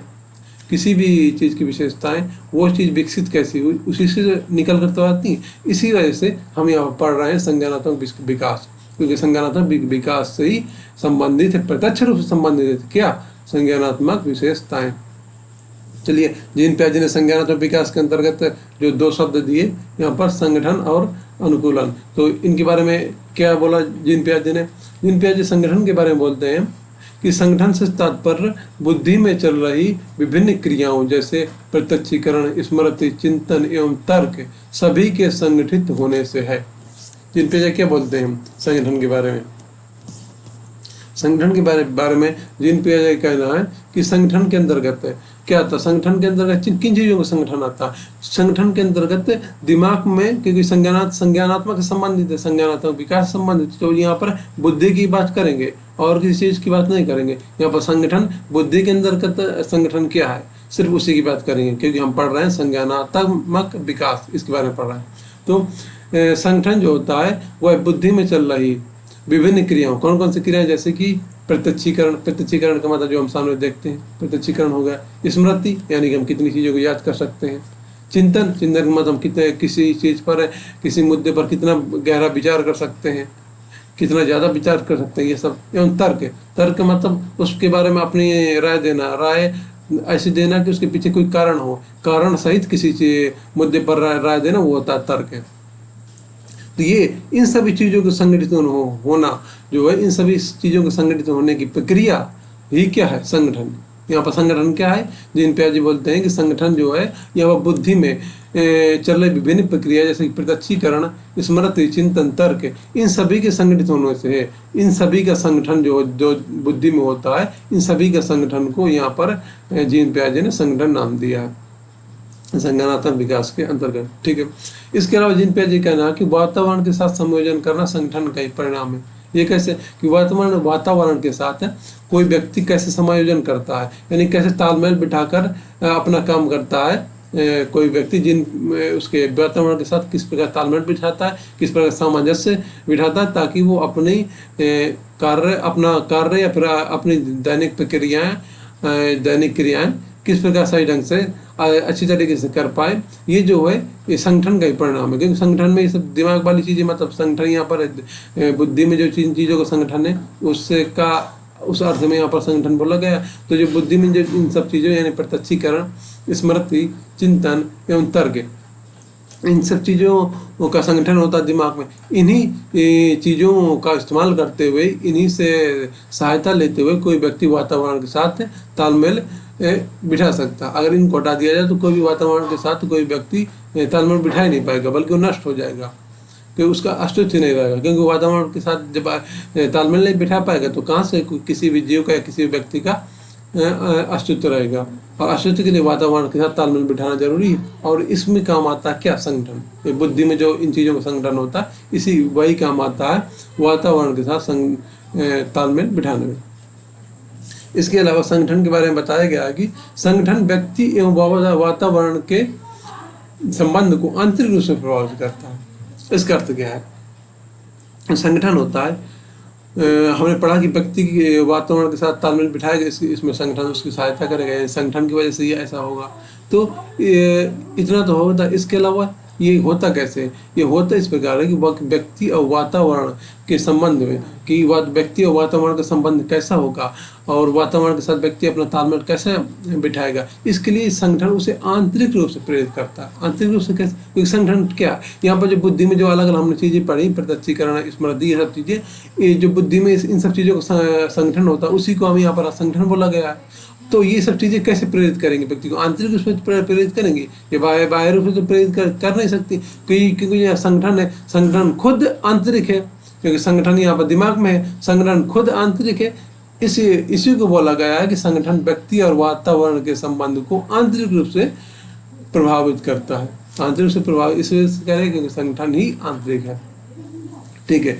वही अनुकूलन, क्योंकि हमने यहाँ पर दो चीजें है ना, यहाँ पर संगठन और अनुकूलन। अनुकूलन बाह्य रूप से प्रभावित करता है, अनुकूलन बाह्य रूप से प्रभावित करता है। ये कैसे, क्योंकि यहाँ पर संगठन तो हमारी बुद्धि में जो चीजें होती हैं उनका संगठन हो गया। इस वजह से संगठन जो हुआ, व्यक्ति और वातावरण के जब संबंध देखेंगे तो उसको आंतरिक रूप से प्रभावित करेगा। लेकिन अनुकूलन क्या, अनुकूलन वो होता है कि व्यक्ति और वातावरण का संबंध जो बाहर से दिखता है वो होता है अनुकूलन। इसी वजह से इसी को यहाँ पर बोला गया कि अनुकूलन बाह्य रूप से प्रभावित करता है, क्योंकि अनुकूलन बाह्य, यहाँ पर बाह्य अनुकूलन की बात की जा रही है, आंतरिक अनुकूलन की बात नहीं की जा रही। अनुकूलन यहाँ पर व्यक्ति और वातावरण का जो बाह्य रूप से दिखता है कि व्यक्ति वातावरण के साथ किस प्रकार संबंधित है, किस प्रकार व्यवहार कर रहा है, किस प्रकार से तालमेल बिठाकर व्यक्ति वातावरण से चल रहा है। उदाहरण समझाता हूँ, बहुत ही आसान उदाहरण से, कि अनुकूलन के लिए अनुकूलन बाह्य रूप से कैसे प्रभावित करता है व्यक्ति को। जैसे बारिश होती है तो जिसके पास मान लीजिए वो पक्के घर नहीं है कि वो बारिश से अपनी इतनी सुरक्षा कर सकें, या फिर क्या कि जंगली एरिया में, फॉरेस्ट एरिया में रहने वाले लोग कच्चे मकानों में रहते हैं, या फिर और पीछे चलते हैं, और आसान उदाहरण के लिए और पीछे चलते हैं, जब लोग घरों में रह रहे थे, जंगल में रहते, आदिवासी समझिए, आदिवासी, तो वह बरसात में ऐसी जगह चुनते थे, ऐसे पेड़ों के नीचे या फिर घास फूस का इस प्रकार अपना घर बनाते थे कि पानी उनके घर के अंदर ना है। वो तो इसके लिए क्या करते थे, हम ऐसे कोई भी घास अपने उसमें घर में की छत बना लेंगे ऐसी घास से, ऐसे की पत्ती से, तो क्या बारिश होगी, बारिश से हम सुरक्षा पा जाएंगे, नहीं। वो ऐसे पेड़ों को खोजते थे कि ऐसी कौन से पेड़ है, ऐसी कौन सी घास है, ऐसी कौन सी वनस्पतियाँ हैं जिनसे पानी घर के अंदर नहीं आएगा बल्कि बाहर से ही बहकर निकल जाएगा। तो इसके लिए क्या करते थे, वातावरण से अनुकूलन करते थे, ऐसे पेड़ खोजना, इस प्रकार के पौधे खोजना, ये वातावरण से अनुकूलन ही तो है। और यहाँ बाह्य रूप से दिख रहा है, बाह्य रूप से दिख रहा है तो इससे ये होगा कि बाह्य रूप से प्रभावित कर रहा है, एक प्रकार का बाहरी अनुकूलन हो गया। तो ये क्या मतलब ये जो उदाहरण है इससे आप समझ सकते हैं कि अनुकूलन व्यक्ति को बाह्य रूप से कैसे प्रभावित करेगा। क्योंकि वो वातावरण के साथ तो वैसा व्यवहार करते हैं कि वो उनके साथ सामंजस्य स्थापित करते हुए अपना जीवन जी सके, उसके वो जैसे व्यवहार करेंगे वो बाहर से हमको दिखेगा, बाहर से दिखेगा तो वो हो गया अनुकूलन। और अनुकूलन क्योंकि बाहरी अनुकूलन है, यही बोल रहा है कि अनुकूलन बाह्य रूप से प्रभावित करता। और आज का उदाहरण देता हूँ कि अनुकूलन व्यक्ति को बाह्य रूप से प्रभावित कैसे करता, कैसे करता। जो पक्षी होते हैं वो अपना घोंसला कैसे बनाते हैं, मतलब जिस जगह वो घोंसला बनाता है अगर हमको देखेंगे ये बारिश होगी, इसमें घोंसले में पानी आएगा तुरंत गिर जाएगा, या फिर कोई भी दूसरा पक्षी आएगा इसके घोंसले इसके अंडे इसके बच्चों को खा जाएगा। हम ऐसे देखने में लगते हैं कि हमें पता नहीं होता, या फिर जिनको पता नहीं होता वो ऐसे सोचते हैं। बल्कि लेकिन वो जो पक्षी होता है, छोटा सा पक्षी, वो इतना दिमाग लगाता है कि वो अपना घोंसला किस जगह बनाए जिससे वो मौसम की मार से भी बचे, और जो परभक्षी पक्षी हैं, परभक्षी पक्षी के मतलब ऐसे पक्षी जो उसको नुकसान पहुंचा सकते हैं, उनसे भी बचे, मौसम से बचे और परभक्षियों से भी बचे। तो इसके लिए वो ऐसे दिमाग लगा, ऐसी जगह चुनेगा। ऐसी जगह कहाँ चुनेगा, वातावरण में चुनेगा, जगह चुन लिया। अब उसको अपना घोंसला बनाने के लिए चीज़ें चाहिए, ये कहाँ से लाएगा, ये भी वातावरण से लाएगा। तो ये सब चीज़ें होंगी कैसे, जब तक वह अनुकूलन नहीं स्थापित करेगा तब तक ये चीज़ें कैसे होगी। तो उसने वातावरण के साथ अनुकूलन स्थापित किया, और चूंकि जो अनुकूलन स्थापित कर रहा है हमें दिख रहा है कि वहाँ से तिनके ला रहा है अपना घोंसला बनाने के लिए, उसने ऐसी जगह चुनी। तो ये सब चीज़ें हमें दिख रही हैं, तो वही है बाहर रूप से, क्योंकि जो आंतरिक से जो चीज़ें होती हैं वो हमें दिखती नहीं है, और जो बाहर रूप से जो चीज़ें होती हैं वो हमें दिखती हैं। तो वही है यहाँ पर कहा गया कि जो अनुकूलन होता है वो बाह्य रूप से प्रभावित करता है। ठीक है, ये इतना होगा, इतना समझ में आ गया होगा। मैंने काफ़ी अलग अलग उदाहरणों से समझाया कि अनुकूलन कैसे बाह्य रूप से प्रभावित करता है। अनुकूलन की परिभाषा क्या होती है तो आप समझ गए। अनुकूलन का मतलब यह होता है कि जो वातावरण के साथ हमने अब सामंजस्य बैठा पा रहे हैं या नहीं। अगर बैठा पा रहे हैं तो उसका मतलब अनुकूलन है, हम वातावरण के प्रति अनुकूल हैं और वातावरण हमारे प्रति अनुकूल है। ये होता है अनुकूलन की परिभाषा। ठीक है, अब हम देखेंगे भावनात्मक विशेषताएं। ये तो हो गया, ये हम कौन सा पढ़ रहे थे, ये हम पढ़ रहे संज्ञानात्मक विशेषता, संज्ञान के बारे में पढ़ा, संज्ञानात्मक विकास के बारे में पढ़ा। अब हम पढ़ेंगे भावनात्मक विशेषताएं। भावनात्मक विशेषताएं क्या है, पहले इसके पहले हम जानेंगे भावनाओं के बारे में। तो भावनाओं के बारे में कहा गया कि भावनाओं को बुद्धि से अलग नहीं किया जा सकता। बुद्धि और भावना एक ही होती है, मतलब ये क्या है कि एक दूसरे की पूरक होती है, फिर एक दूसरे के भाग होती है, ऐसे कह सकते हैं। भावना बुद्धि का ही भाग होता है। भावना की मतलब कि ऐसे बोलते हैं कि हमें बुद्धि सोचना चाहिए, भावनाओं से नहीं सोचना चाहिए। तो वो एक कमजोर मजबूत पक्ष होता है कि बुद्धि का कमजोर पक्ष है भावना, कि हम इसमें बह जाते हैं और तर्कपूर्ण नहीं सोच पाते। इसका ये मतलब ये होता है। और बुद्धि में हम तर्कपूर्ण सोचते हैं, भावनाओं में नहीं बहते। हालांकि इसमें आपको लग सकता है कि भावनाएं अलग है बुद्धि अलग है, जब ऐसे कहा जाए कि बुद्धि में लोग तर्क से सोचते हैं, भावनाओं में लोग बह जाते हैं, लेकिन वो अलग बात हो गई। यहाँ पर जो हम भावनात्मक विशेषताएं पढ़ रहे हैं, यहाँ पर भावनाएं बुद्धि का ही भाग है, बुद्धि से अलग नहीं है। बस भावनाओं के में हम क्या कहते हैं, बुद्धि का कमजोर पक्ष मान सकते हैं यहाँ पर भावनाओं को, लेकिन है बुद्धि का ही भाग क्या भावना। तो भावनाओं को बुद्धि से अलग नहीं किया जा सकता।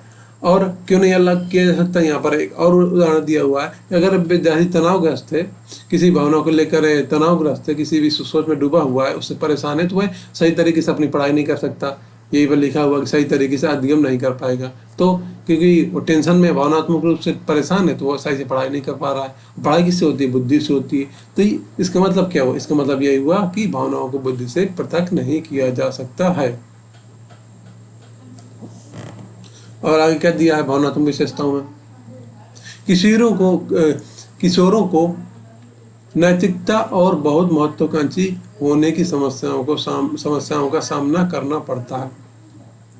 हम यहाँ पर किशोरों की विशेषता पढ़ रहे हैं, तो भावनात्मक विशेषताओं के अंतर्गत उनके बारे में लिखा हुआ है कि किशोरों को नैतिकता और बहुत महत्वाकांक्षी होने की समस्याओं का सामना करना पड़ता है। ये कैसे, किशोर जो होते हैं भावनात्मक रूप से नैतिक, यानी कि खुद को अच्छा साबित करना चाहते हैं कि लोग हमें देखें तो हमारी तारीफ करना कि हमारी बुराई करें। तो लोगों की नज़र में अच्छे बनना चाहते हैं, नैतिक बनना चाहते हैं। अभी मैंने पढ़ाया था ना पहले कि वो सही गलत के बारे में बहुत गहराई से सोचते हैं, क्या सही मूल्य और गलत मूल्य के बारे में बहुत ज़्यादा सोचते हैं। तो वही है, तो इसका मतलब यही क्योंकि वो नैतिक के रूप से वो खुद को सही साबित करना चाहिए, खुद को नैतिक बनाना चाहते हैं, इस वजह से वो सही गलत के बारे में इतना ज़्यादा सोचते हैं।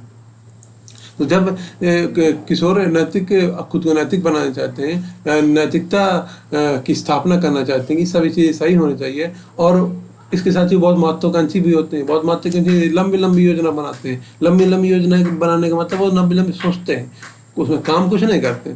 लंबी लंबी हम आगे चल के ये करेंगे वो करेंगे, वो बड़े बड़े योजनाएं बनाते हैं, हालांकि करते कुछ नहीं। कि हमने पढ़ा ना अभी कि किशोर वो क्या कहते हैं, सीरियस नहीं होते इन चीज़ों को लेकर, जिसमें सिर्फ वो सोचते हैं, बड़ी बड़ी योजना बनाते हैं अपने मन में। तो वही जब बड़ी बड़ी योजनाएं बनाएंगे और नैतिक रूप से खुद को नैतिक बनाए रखना चाहेंगे, नैतिकता पर बल देंगे, तो इससे क्या होंगे, भावनात्मक समस्याएं तो आएंगी ही। यहीं पर लिखा है कि जब ऐसा करते हैं तो उनको समस्याओं का सामना करना पड़ता है। यहाँ समस्याएं कर भावनात्मक समस्याएं, इनके बारे में बताया गया। इसके अलावा वो स्वतंत्रता और लोकतांत्रिक जीवन के पक्षधर होते हैं। तो किशोर जो होते हैं स्वतंत्रता चाहते हैं, ये हमने पहले ही देखा कि वो स्वतंत्रता चाहते हैं अपने मामलों के बारे में, कि सबको अपना निर्णय लेंगे, स्वतंत्रता होनी चाहिए, उनके बनने किसी दूसरे का निर्णय थोपा नहीं जाना चाहिए। इसके अलावा लोकतांत्रिक जीवन का मतलब यही है कि लोकतांत्रिक जीवन का मतलब क्या है कि लोगों की सत्ता हो, यानी कि लोगों के द्वारा ही खुद पर शासन किया जाए, ना कि दूसरे लोगों के द्वारा किसी दूसरे पर शासन किया जाए।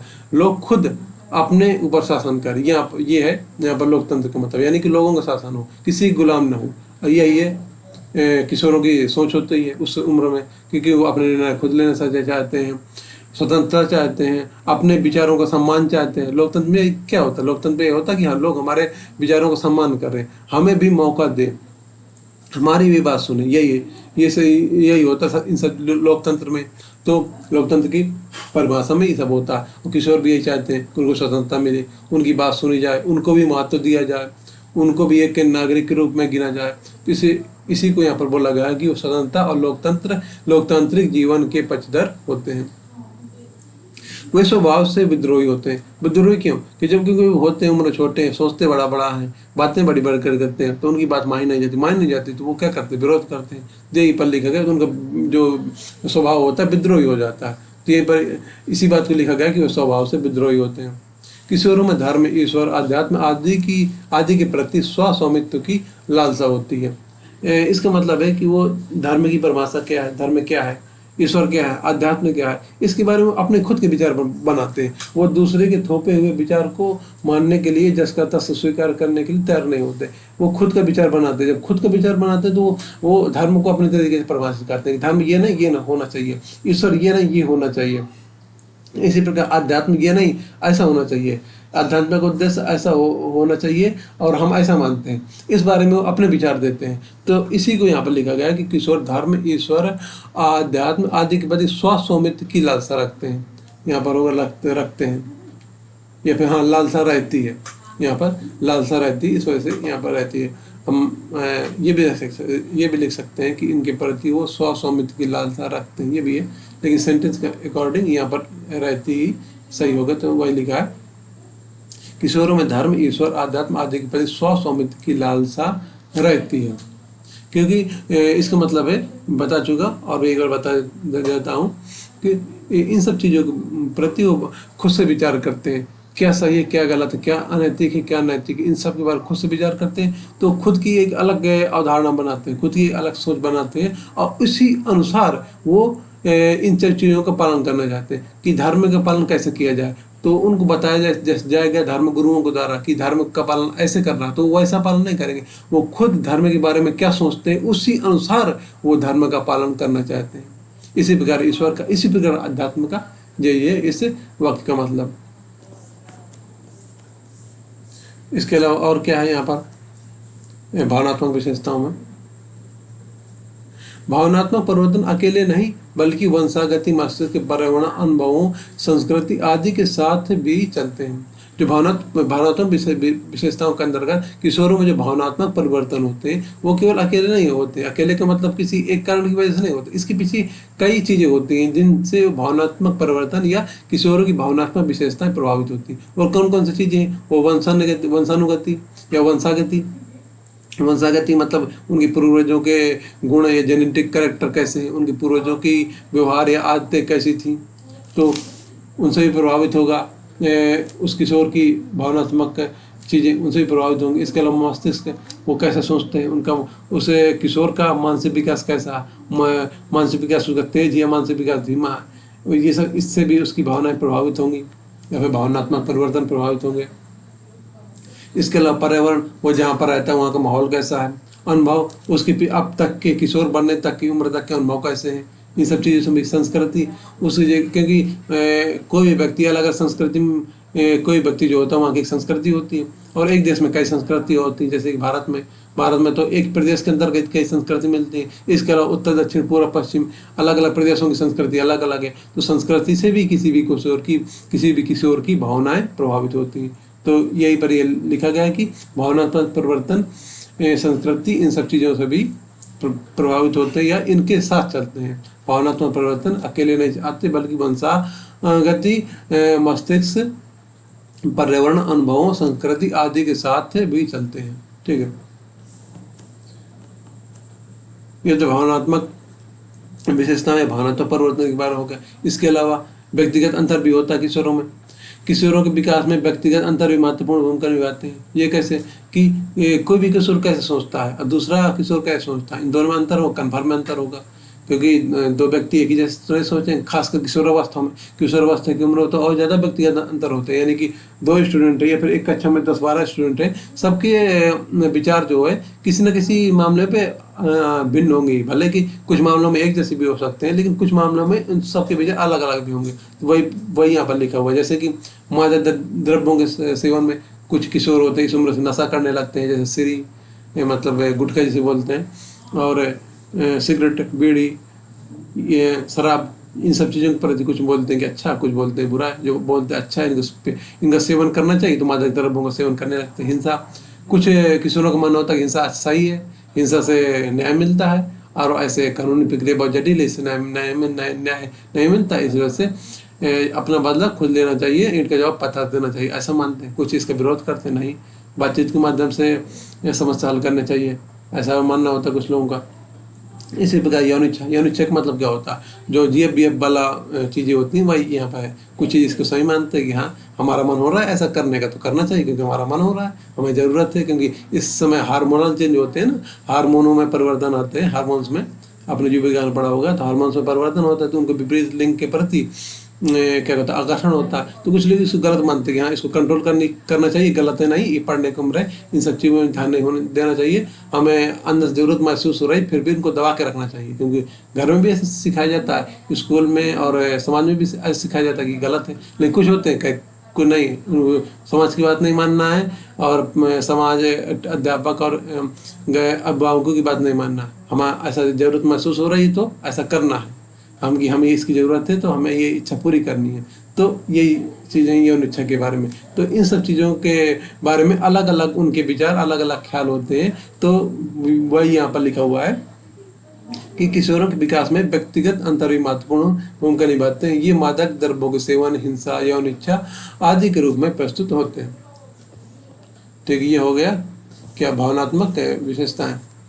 इसके बाद ये हो गई किशोर विद्यार्थी जो होते हैं, किशोर विद्यार्थी की विशेषताएं या फिर उन्हें क्या परिवर्तन आते हैं कम उम्र से जब वो किशोरावस्था की उम्र में आते हैं। ये सब चीज़ें हमने पढ़ ली। अब वयस्क विद्यार्थी की विशेषताओं के बारे में हम पढ़ेंगे। वयस्क विद्यार्थी, पहले हम वयस्क विद्यार्थी के बारे में जान लेते हैं। जो वयस्क विद्यार्थी होता है आमतौर पर ये 19 वर्ष की जो बाद की उम्र होती है तो उसको बोलते हैं वयस्क। और अलग अलग देशों में और अलग अलग संस्थाएं हैं, जैसे कि वहाँ पर हमने WHO के बारे में पढ़ा था, ऐसे अलग अलग संस्थाएं हैं, अंतर्राष्ट्रीय संस्थाएं और अलग अलग देश हैं। वहाँ पर वयस्क विद्यार्थी की उम्र के बारे में अलग अलग बातें कही गई हैं, या फिर अलग अलग उम्र का जो वो होता है, पड़ाव होता है कि इस उम्र में व्यक्ति वयस्क बन जाएगा, ऐसा बताया गया है। और सामान्यतः 19 वर्ष की बाद की उम्र को वयस्क माना जाएगा। इसकी विशेषताएं कौन कौन सी हैं वयस्क की, या फिर कहेंगे वयस्क विद्यार्थी की विशेषताएं,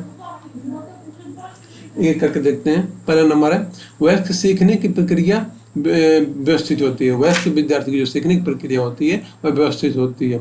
वह सीखने के लिए आंतरिक रूप से प्रेरित होता है, यानी कि इंटरनल मोटिवेशन होता है। जैसे कि किशोर होते हैं, किशोरों को पढ़ने के लिए धक्का देना पड़ता है, चलो सुबह जागो रात में मोबाइल रखो, सो जाओ, सुबह जल्दी जगना, स्कूल जाओ, होमवर्क करो, ये सब उनको बार बार धक्का देना पड़ता कि ये ऐसा करो, बोलना पड़ता। और वयस्क जो होते हैं, ये वयस्क अवस्था में पहुंचने पर विद्यार्थी खुद से इन चीज़ों को मानने लगता है, यानी कि अंदर से उसे प्रेरणा मिलती है कि उसे ऐसा करना। अगर भविष्य में कुछ बनना चाहता है तो उसे ये अच्छे से पढ़ना पड़ेगा और परीक्षा में अच्छे नंबर लाने पड़ेंगे, ये सब चीज़ें उसे इंटरनली मोटिवेट होने लगता है वो।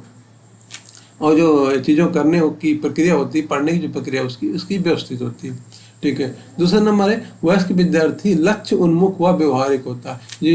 जो वयस्क विद्यार्थी होता है उसके वो एक टारगेट होता है। किशोरों का टारगेट नहीं होता, कोई फिक्स टारगेट नहीं होता, उनके टारगेट बदलते रहते हैं। जो वयस्क विद्यार्थी उसका लक्ष्य बना लेता है कि हाँ मुझे ये वाली जॉब करनी, इस फील्ड में जॉब करनी है, उसी के लिए वो पढ़ना शुरू कर देता है। उसी अनुसार वह कोर्स में एडमिशन लेता है, वह परीक्षा इसके लिए कौन कौन सी देना पड़ेगी, इन सब चीज़ों के बारे में विचार करता है। और व्यवहारिक होता है, व्यवहारिक कोई नहीं कल्पना ही करना ही करता। जैसे किशोर जो होते हैं वो मन में कल्पनाएं करते रहते हैं, इसी वजह से उनको बोला गया कि वे तनाव और तूफान की अवस्था होती है किशोरों को।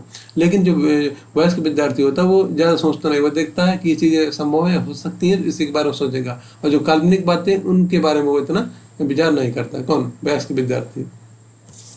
इसके बाद तीसरी विशेषता क्या है?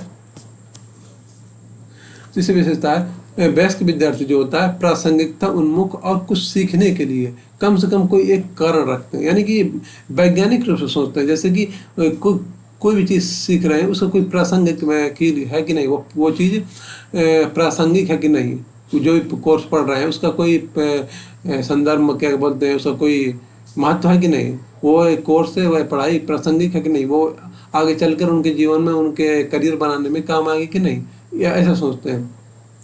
और इसके पीछे कोई कारण रखते हैं। कारण यही कि कोई कारण है तभी तो वो सीख रहे हैं, तभी तो वह चीज़ें प्रासंगिक होगी। अगर उसके पीछे कोई कारण नहीं होगा तो प्रासंगिक क्यों होंगी? तो इस प्रकार वो जो भी सीखते हैं, जो भी करते हैं, उसके पीछे कोई कम से कम कोई एक कारण रखते हैं। हाँ, कोई कारण होगा तभी कुछ करना, ऐसे नहीं बिना कारण ऐसे कुछ भी नहीं कर देना। जैसे किशोर जो होते हैं, कोई कारण हो चाहे ना हो, बिना कारण भी वो बहुत सारे काम करते हैं। वयस्क विद्यार्थी में ऐसा नहीं होता, वो कोई भी काम करने के लिए कोई ना कोई कारण रखते हैं। ठीक है।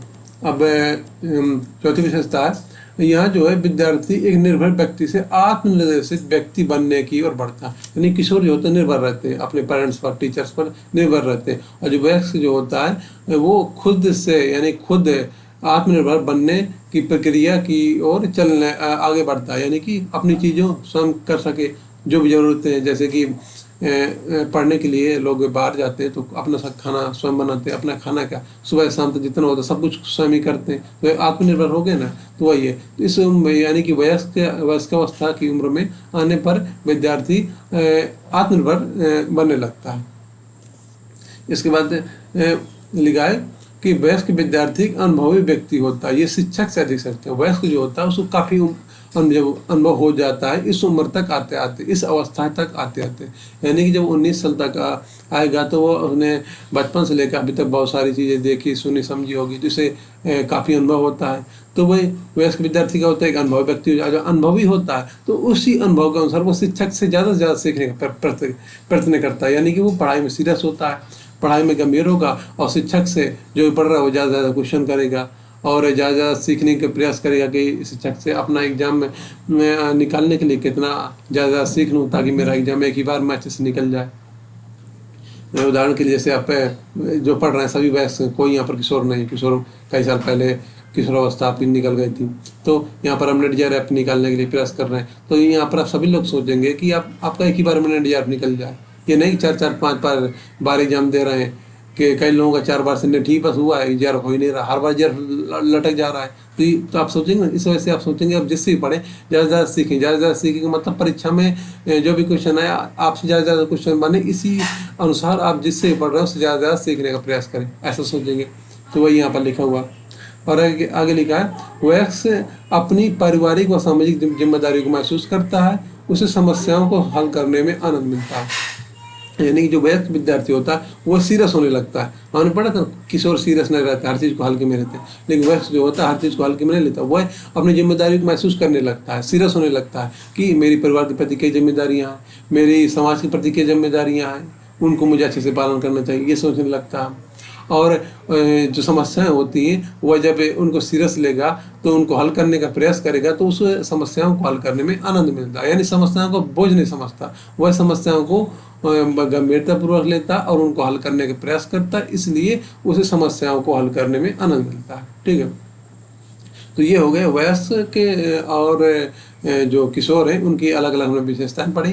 जैसा कि हमने हमारे सिलेबस में लिखा हुआ दिया हुआ है शिक्षार्थियों की विशेषताओं में किशोर और वयस्क विद्यार्थी उनके बारे में पढ़ना था, तो वो हो गया। तो चैप्टर 2 जो कि है शिक्षार्थियों की विशेषताएं, अध्येता की विशेषताएं, ये समाप्त होता है यहाँ पर।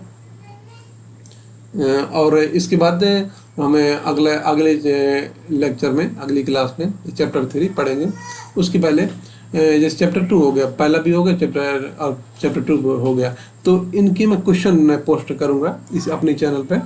तो क्वेश्चन कैसे पोस्ट करूँगा, यानी क्वेश्चन लिख दूंगा और आपको आंसर देना है। यानी कि जैसे जिन लोगों ने चैनल सब्सक्राइब कर लिया होगा तो आप जहाँ मेरे चैनल में देखेंगे तो क्वेश्चन आ जाएंगे, और नहीं भी देखेंगे तो भी ऊपर आ जाता है। जो भी आप चैनल सब्सक्राइब किए रहते हैं, स्क्रॉल करते हैं यूट्यूब में तो आ जाते हैं क्वेश्चन, जिससे भी चैनल में क्वेश्चन पोस्ट किए जाते हैं। तो क्वेश्चन में लिखूंगा, उसमें आपके सामने क्वेश्चन रहेगा, कमेंट बॉक्स में आपको उसका आंसर बताना है। और रात में मैं 10 बजे के बाद 10 से 12 के बीच में मैं डेली उन क्वेश्चनों का दिन में जो भी क्वेश्चन पोस्ट किए उन सभी का आंसर कमेंट बॉक्स में लिख दूंगा। तो ये आपको क्वेश्चन डेली करना है, क्लास डेली देखना है, और केवल क्लास या जैसे मैं क्लास में थ्योरी पढ़ाता हूँ क्वेश्चन भी कराऊंगा। जैसे भी एक यूनिट खत्म होगी तो एक यूनिट की मैं 100-150 क्वेश्चन कराऊंगा। यानी कि क्वेश्चन कराने से ही बहुत ज़्यादा हमारा एग्जाम की तैयारी मजबूत होती है। क्वेश्चन कराने जो है बहुत ज़्यादा महत्वपूर्ण होता है क्वेश्चन करना थ्योरी पढ़ने से ज़्यादा। तो इस वजह से मैं क्वेश्चन काफ़ी ज़्यादा कराऊंगा। और कई क्लासें एक यूनिट खत्म होने के बाद हमारी क्वेश्चन आंसर वाली चलेंगे, उसमें विस्तार से डिस्कस करूंगा क्वेश्चन, उनके आंसर बताऊंगा, और इस प्रकार हमारी पढ़ने की प्रक्रिया आगे बढ़ेगी। तो अभी जो करना है, मैं क्वेश्चन पोस्ट करूंगा तो सभी लोगों को क्वेश्चन का आंसर जरूर देना, भले ही गलत दो सही दो इससे मतलब नहीं, कुल मिला के क्वेश्चन का आंसर देना है। और बाद में तुम्हें दूंगा उसके आंसर रात में। इसके अलावा महत्वपूर्ण सोचना जो है, बहुत से लोगों ने चैनल सब्सक्राइब नहीं किया होगा शायद, हालांकि ज़्यादातर लोगों ने कर ही लिया होगा तभी देख रहे हैं। और मैं बोलता नहीं हूँ चैनल सब्सक्राइब करने के लिए, वैसे आप पिछली क्लास में मेरी देख सकते हैं, मैंने ऐसे वैसे बोला नहीं है, मैं ऐसे वैसे नहीं बोलता, क्योंकि जिसको पढ़ना है सब्सक्राइब करेगा, जिसको नहीं पढ़ना है सब्सक्राइब नहीं करेगा। तो अगर आप पढ़ना चाहते हैं मुझसे, सीरियसली पढ़ना चाहते हैं और एक बार में JRF क्लियर करना चाहते हैं तो कर लीजिएगा, अगर नहीं पढ़ना तो मत कीजिए। मतलब मेरा वैसा नहीं करो ही करो, मानो तो करो, ना मानो ना करो, पढ़ना होगा तो करेंगे आप, नहीं मुझसे पढ़ना तो नहीं करेंगे, सीधी बात है। ठीक है, तो धन्यवाद क्लास देखने के लिए।